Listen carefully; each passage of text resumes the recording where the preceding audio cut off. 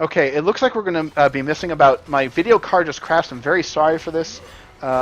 We've got the Punisher leaping onto them in the back here. For the last 2 minutes, I hope that we didn't miss too much of that. What you may have missed was Onslaught was able to get a solo kill from the Vala onto the Jaina. Very well played there from Nontech. With the Jaina kill, the rest of their tanks started going down, and they were able to take over that shrine with only 36 left. Meanwhile, here we've got a gank onto Leoric. Is the spooky skeleton be able to get out? He is not going to be able to. They all wait for him to get to where he's going and then kill him. So Leoric goes down. The Punisher takes the bottom fort. And yeah, so what you missed was Onslaught taking that point in a good fashion. Zul'jin Distillery came to try to stay to get the. They only had 4 skeletons left. They tried to stay and really get those, but they ended up dying for it. So now here we are, Onslaught picking up their 10s ahead of Zul'jin Distillery, and a huge root goes on to Jaina. Jaina absolutely out of position, but Vinsho has to pop Sanctification to stay alive, but they're going to stay here and fight. A huge stun comes down from Vala, and the follow-up by Ragnaros getting a Stukov. Stukov way out in front there. Despite the Crystal Aegis comes out to save Arthas. Arthas is going to be just fine. Hasn't even popped Army yet.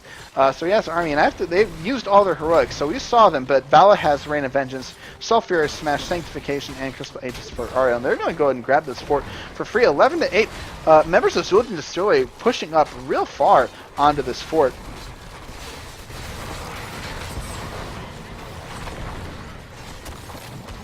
It looks like we maybe have another disconnect here, but I do have to wait for the teams to call it. Ragnaros gets into that fort. Looks like DeWitt is indeed back in the game. It's no problem. And they're going to go ahead and siege down this front wall. I'm not sure how much they're going to get done, but Vala, not even short on mana or life, just hammering away at these things. Tank's doing a really good job of absorbing all the damage. And they're going to get this front wall, if not more, for free. And there's the big stun onto the Stukov in the back. Stukov, once again, steps up too far to do that silence. And Leoric and Anubarak both have to escape. Anubarak doesn't get out in time. He used his E, I believe, to burrow in. This doesn't happen to get out, and this keep goes down for free. Onslaught absolutely snowballing their lead. Zul'jin Distillery not really respecting the 10 and just staggered death. Not really, I mean, it's weird to say staggered death is early in the game, but just sort of death after death allows Onslaught to inch forward in this middle lane, and now their keep is gone. So they, good news for Zul'jin Distillery, their camp has been pushing up top this whole time, and now they have their 10s. So you got Ring of Frost, Cocoon, Flailing Swipe, and the 2 talents for Greymane and Leoric are question marks. They're holding Entomb, in fact, could come out for Leoric, and Greymane holding onto his. So, Onslaught grabs this bottom camp, going to be putting pressure onto this bottom keep, and this camp has to be cleared up by Onslaught. No big deal for them, but they do get, Zul'jin Distillery does get a 4 as a consolation. Not what you want to really trade out for a keep, but it'll be better than nothing, and they get a good start onto this Punisher, and Onslaught says, okay, we're going to have this Khazra camp pushing onto your keep while you guys get halfway done with the shrine. In fact, they're going to give up the Punisher, and it looks like they may just decide to push and cheese onto this front wall. And I think Zul'jin needs to do right here is to send like most of their members back and just have one person on the shrine. And if I have all 5 members pushing down, this keep wall is just gone. And it's going to be a save for the Punisher, but the Ring of Frost hits everybody. The Sulfur Smash, though, comes out instantly, hits the Nubrak, and it's a great Ring of Frost, but their team is not there to finish it up, and Jaina is caught up S Creek without a paddle, and another keep goes on to Onslaught. So an excellent Ring of Frost from Jaina up there, but timing is everything. So they do get the Punisher, but they lose a keep. I don't think this Punisher is going to be able to get a keep in return for this, so they may have just traded out a Punisher, like a keep wall for a keep, and it's to be 15-11, and they're going to have to do a lot to really get back into this game. They don't have, it's not nothing. They've got this Punisher pushing, and the rest of Onslaught really deciding to take camps instead of defending against the Punisher. We'll see what, I mean, they've got Ragfort. They get this Punisher over the wall. The Ragfort does damage. The Punisher still has to punch minions. And yeah, I don't think they're even going to get a wall here for this Punisher. So they're clearing up this camp here for Zul'jin Distillery.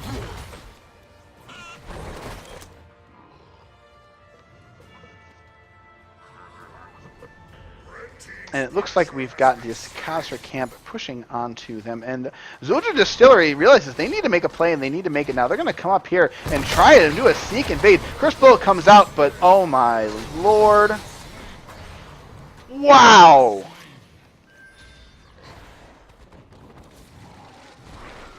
They just walked into a fire. Like, they just said, burning building? Sure, we'll go in. They walk in, and they do indeed get burned alive. So Onslaught, huge amount of burst coming down there from Vala. I mean, that 15 to 12, you've got a 3-level advantage and a talent tier advantage. Anubrak, even just a little slow getting out of the lane, and Nontek finishes him off. And it's very difficult to see how Zul'jin Distillery is going to get back into this game. Leoric steps up, and there's a Sulfurous Smash off the Arthas route onto 3, and that is going to be one dead Leoric. And the Vala, along with the Meteor, is going to obliterate the 2 more members who got super low from that, and it's just Jaina who has to defend here. And wow, you know, they draft this composition. I like the thought, but I haven't seen a single Entomb come out from Leoric. They just haven't been able. They've been caught so far behind before their 10s came out that they haven't been able to take advantage. Is Molten Core up now? Only 23 seconds left on Molten Core. They're going to get. They've got core damage already, 84%, and they're just going to go in on this. Ring of Frost does hit 2. The Entomb finally does come out, but the Crystal Aegis is going to prevent the one person who got entombed, as I said, from dying. And that core, that's it. That's game. My goodness. And the core goes down. Onslaught with a very convincing win here on Infernal Shrines, as well as a win for in their previous match. And an excellent job there. I'm very sorry. I don't know. Every single time I cast, it seems to have a new huge dumb problem, so I don't know why my video card just crashed. Up pops the thing, and I have to restart the stream. I probably lost 2 minutes of buffering because I have to buffer the stream, so it's fair. So I apologize. I tried my best to explain what happened there. So, anyways, we're gonna try and get an interview here from Onslaught, taking this 2-0 domination in a dominating fashion. In fact, we're going to see what they've got to say about that match.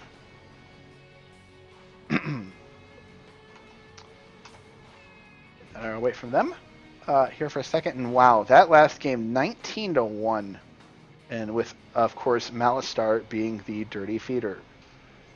And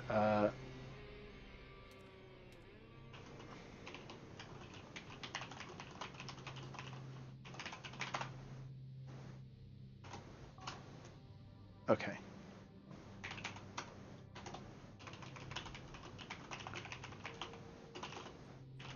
Okay, we're going to get Malistar from Onslaught on the horn here with us. Hello, Malistar. How are you doing? That was an excellent win there. Yeah, thanks. It was. Okay, who else we are? Also joined by Zeus here as well. Yes. So you guys definitely took Infernal Shrines there in very strong fashion. So I do have a couple questions about that first game. Absolutely nowhere Hanzo was to be seen in that first draft. Can you explain, like, are you guys just not into Hanzo? Mm-hmm. Yeah, that's what it seems like. It's just, I don't know. We have our ways, and we kind of just stick to them. We should probably, experiment, but that requires work, probably. Hey, I would say that Nontek is working on making Hanzo something he's good at, and just hasn't got to a comfortable level yet. Okay, so we're working on it, but we're not exactly there yet. Oh, okay, gotcha. But I'm also surprised that Zul'jin Distillery did not snatch him up as well. I was a little, yeah.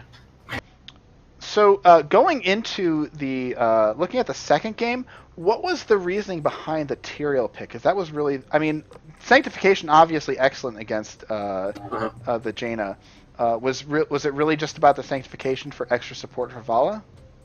It had a lot to do with the fact that we were we wanted another warrior, and so we wanted to make sure that that warrior. We wanted another warrior because it's really hard for them to get kills on us. We wanted to snowball that and just let Val and Rag get the kills.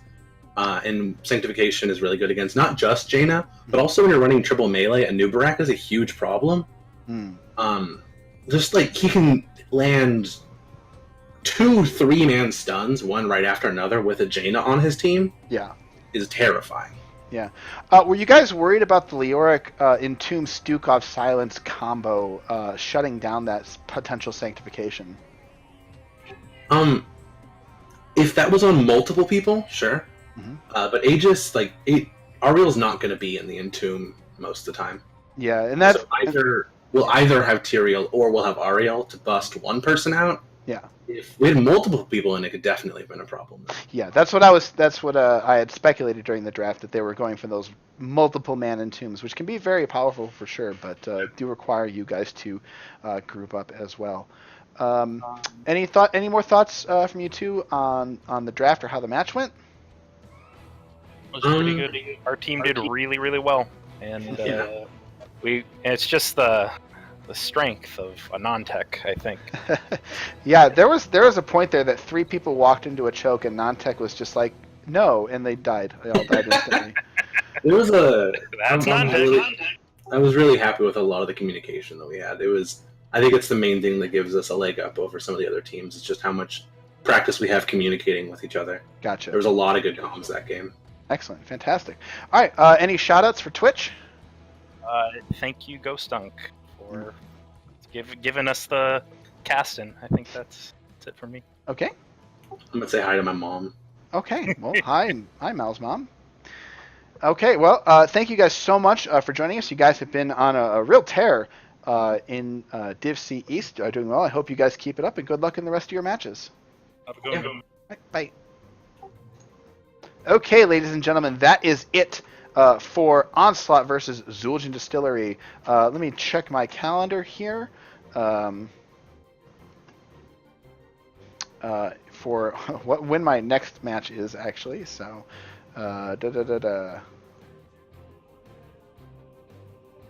Sorry, I've got to go and find the dang calendar.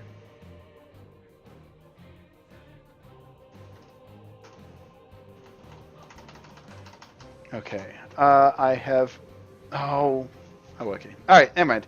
Anyways, we've got it up, and my next match...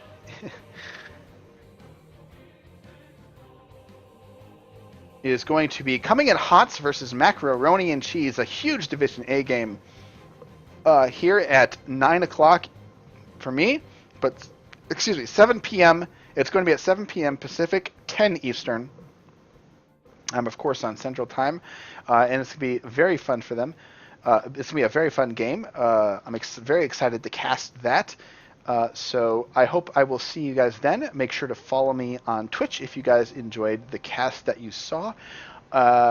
So, once again, we've got Onslaught going up 2-0 over Zul'jin Distillery. I've been Ghost Dunk. Please make sure to check the other NGS streams. I'm going to host one of the other streams here as I sign off. So stick around and watch that game and come back here for Coming in Hots versus Macaroni. All right, I've been your caster, Ghost Dunk. See you later.